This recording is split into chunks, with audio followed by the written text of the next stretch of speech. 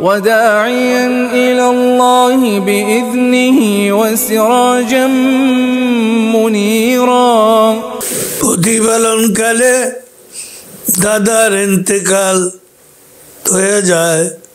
সিরাতে আলাবিয়া প্রথম খণ্ড 165 নম্বর পৃষ্ঠায়, দালাইলুন নুবুওয়া প্রথম খণ্ড 119 নম্বর পৃষ্ঠায় 43 নম্বর হাদিস, সিরাত ইবনে হিশাম প্রথম খণ্ড 127 নম্বর পৃষ্ঠায়, বেদায়া ওয়াল নাহায়া দ্বিতীয় খণ্ড 237 নম্বর পৃষ্ঠায়, মাওয়াহিবে লুদুনিয়া প্রথম খণ্ড 184 নম্বর পৃষ্ঠায়, নবী রহমত কিতাবে 116 নম্বর পৃষ্ঠায় বর্ণিত আছে, মাখতুম মাতার ইন্তেকালের পর তার লালন পালনের দায়িত্ব আপনা থেকেই দাদা আব্দুল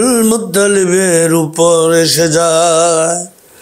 8 বছর বয়সে, মতান্তরে 8 বছর 2 মাস 10 দিন পর দাদা আব্দুল মুত্তালিবও এই অস্থায়ী জগৎ থেকে চিরস্থায়ী জগতের পথে পাড়ি জমান। শিশু বয়সী শিক্ষা, প্রশিক্ষণ ও প্রতিপালনের যাবতীয়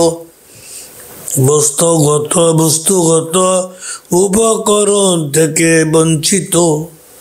এই যেন মহান আল্লাহ সুবহানাহু ওয়া তাআলার তরফ থেকে ঘোষণা দেওয়া হলো যে পবিত্র গুণ বৈশিষ্ট্যপূর্ণ সত্তাকে এক ওয়াহদাহু লা শারীক আল্লাহ স্বীয় শিক্ষা, প্রশিক্ষণ ও প্রতিপালনে রেখে প্রশিক্ষিত ও প্রতিপালিত করার জন্য নির্বাচন করেছেন।